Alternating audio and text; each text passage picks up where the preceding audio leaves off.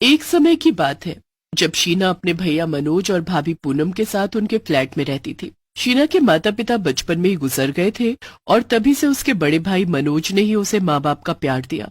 मनोज अपनी बहन शीना को बहुत प्यार करता था। शीना भी अपने भाई पर जान छिड़कती थी। मनोज एक कंपनी में जॉब कर रहा था और शीना अपनी पढ़ाई। शीना की भाभी शीना से बहुत ही चिढ़ती थी, पर क्योंकि उसे पता था मनोज अपनी बहन के खिलाफ एक शब्द नहीं सुनेगा, इसलिए वो कुछ नहीं बोलती थी। एक दिन की बात है जब मनोज ऑफिस के लिए निकल रहा होता है। शीना चलो जल्दी आओ, मैं ऑफिस के लिए निकल रहा हूँ, तो मैं भी कॉलेज छोड़ दूंगा। जी भैया, बस 2 मिनट। आप निकल जाओ ना ऑफिस के लिए, शीना को तो टाइम लगेगा। कोई नहीं, मैं रुका हुआ हूँ, उसे लेकर ही जाऊंगा। शीना भागते हुए आती है। चलो चलो भैया, मैं तैयार हूँ। हाँ चलो। दोनों भाई बहन स्कूटी पर बैठकर निकल पड़ते हैं। उनके जाते ही पूनम बड़बड़ करने लगती है। रोज लेट करवा देती है, फिर भी उसे लेकर ही जाते हैं। पता नहीं क्यों इतना पैसा लगा रहे हैं इसकी पढ़ाई पर, इसको तो शादी करके चले जाना है। पूनम पूरा दिन बड़बड़ाती रहती है और जब शाम को दोनों भाई बहन आते हैं तो उनको पूनम लेटी हुई मिलती है। अरे भाभी, क्या हुआ आपको? आप ठीक तो हुए ना?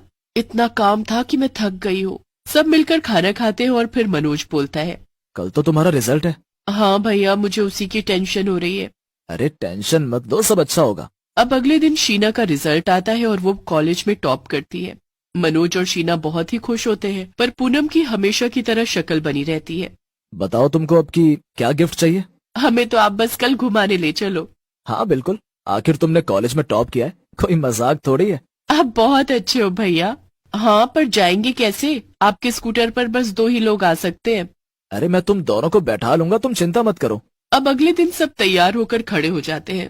मनोज अपना स्कूटर निकाल लेता है। मनोज के पीछे शीना बैठ जाती है और उसके पीछे जैसे तैसे पूनम। इससे अच्छा तो हम कहीं जाते ही नहीं। देखो ना, सब हमको कैसे देख रहे हैं। अरे भाभी, इसका भी अपना एक अलग मजा है। और देखना, जब मेरी नौकरी लग जाएगी ना, तो मैं आपको गाड़ी में घुमाऊंगी। ये ख्वाब तो तुम मुझे मत ही दिखाओ। मेरी किस्मत में ये स्कूटर ही लिखा है जिसमें कि मुझे बैठने की जगह भी नहीं मिलती। अरे भाभी, आप बस थोड़ा रुक जाओ। मेरा सपना है अपनी गाड़ी लेना और तुम दोनों को उसमें घुमाना। हाँ हाँ ठीक है, अभी बताओ कहाँ चलना है? चलो मूवी देखने चलते हैं। सब लोग उस दिन मूवी देखने जाते हैं। उसके बाद बाहर ही खाना खाकर आते हैं। सब अच्छा चल रहा होता है। शीना अपनी नौकरी ढूंढ रही होती है और कुछ दिन में उसकी बहुत अच्छी जगह नौकरी लग भी जाती है। शीला बड़ा मन लगाकर अपनी जॉब करती है और पता ही नहीं चलता कि उसे कब काम करते करते 1 महीना हो जाता है। शीना को उसकी पहली सैलरी मिलती है, जिससे वो सबसे पहले मिठाई लेकर घर आती है और अपनी सैलरी भाई के हाथ में रख देती है। अरे मेरी बहन, इस सैलरी पर तेरा हक है, क्योंकि ये तेरी मेहनत की कमाई है। नहीं भैया। मैंने बोल दिया ना, बस। अरे बहन इतने प्यार से दे रही है तो ले लो ना। नहीं मतलब नहीं। अच्छा अच्छा ठीक है, पर आप सब मिठाई तो खा सकते हो। पूनम को बिल्कुल अच्छा नहीं लगता कि मनोज शीना से सैलरी के पैसे के लिए मना कर रहा है और वो उस रात को अकेले में बोलती है, आपने पैसे क्यों वापस कर दिए? इतने पैसे शीना के पास रहना ठीक नहीं है। और वैसे भी आपने उसकी पढ़ाई पर इतने पैसे लगाए हैं, उन पैसों पर आपका हक है बस। तुम कैसी बातें कर रही हो पूनम, वो मेरी बहन है, वो उसकी मेहनत के पैसे हैं, इसलिए दोबारा ऐसा कभी मत बोलना। हाँ, मेरा तो कुछ भी बोलना ही बेकार है। शीना को जॉब करते करते काफी टाइम हो जाता है। वो एक एक पैसा जोड़कर अपने भैया के लिए गाड़ी खरीदती है। आज तो भैया जब ये नई गाड़ी देखेंगे तो बस खुशी से झूम उठेंगे। उस दिन शीना गाड़ी लेकर घर वापस आ ही रही होती है कि अचानक तेज तूफान आने लगता है और बड़ी तेज बारिश होने लगती है। शीना रास्ते में फंस जाती है। हर तरफ पानी और उसका फोन भी बंद हो जाता है।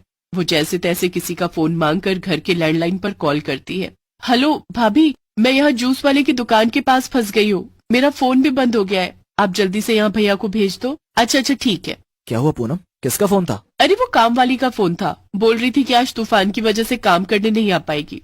अच्छा, मुझे तो शीना की बड़ी चिंता हो रही है, पता नहीं उसका फोन भी बंद जा रहा है। एक काम करता हूँ, मैं उसे ढूंढने जाता हूँ। मनोज को बाहर जाते देख पूनम नाटक करने लगती है। मेरे पेट पे दर्द हो रहा है। क्या हुआ पूनम, तुम ठीक तो हो ना?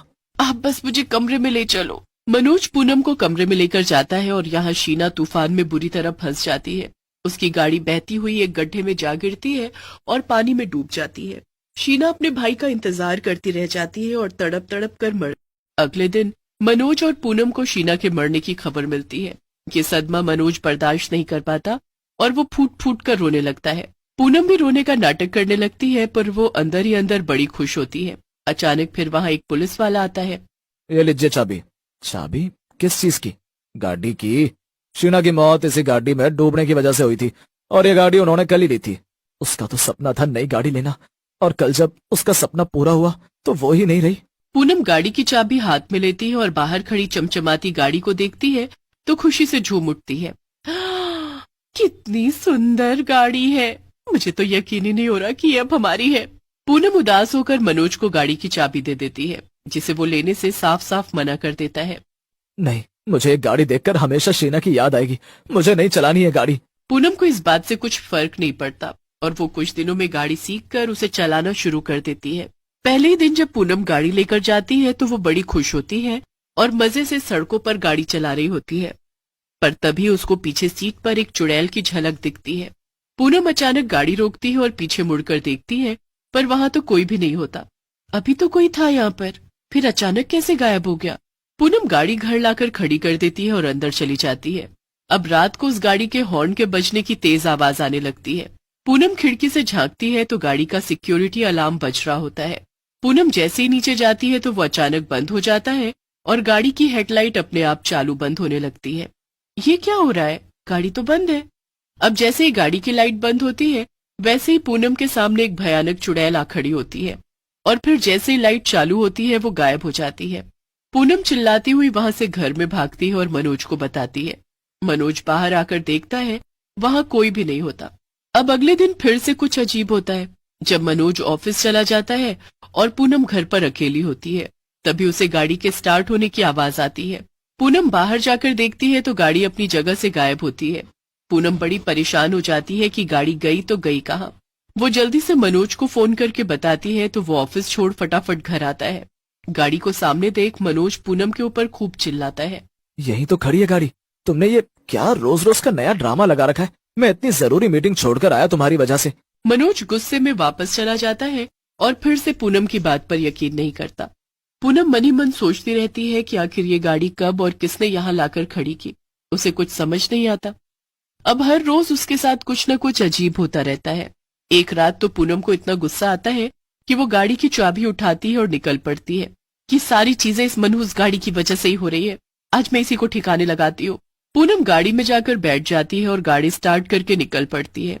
रास्ते में गाड़ी बहुत तेज भागने लगती है। पूनम बहुत तेज चिल्लाने लगती है, बचाओ बचाओ। एकदम से साथ वाली सीट पर चुड़ैल आ जाती है। चुड़ैल को देखकर पूनम चिल्लाने लगती है और डर की वजह से स्टीयरिंग पर कंट्रोल खो देती है। गाड़ी सीधा पुल से नीचे पानी में जा गिरती है। गाड़ी पूरी डूबने लगती है। पूनम की हालत बुरी हो जाती है। वो गाड़ी के अंदर बंद हाथ पैर मारने लगती है। फिर उसे वही चुड़ैल दिखती है। पता है, ऐसे ही मरी थी मैं।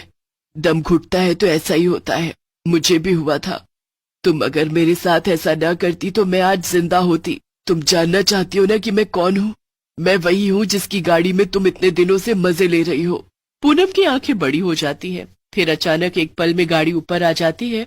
पूनम हड़बड़ाती हुई पानी के ऊपर तैरने की कोशिश कर रही होती है।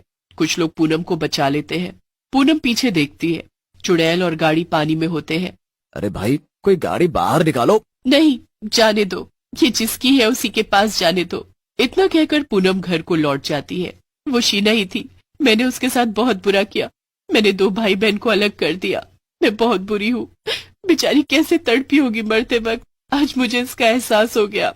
पूनम मनोज के घर आते ही उसे सब सच बता देती है। मनोज ये सुनकर फूट फूट कर रोता है। उसके बाद वो पूरी जिंदगी पूनम को माफ नहीं करता और पूनम बस उस घर में एक अनजान की तरह जिंदगी गुजार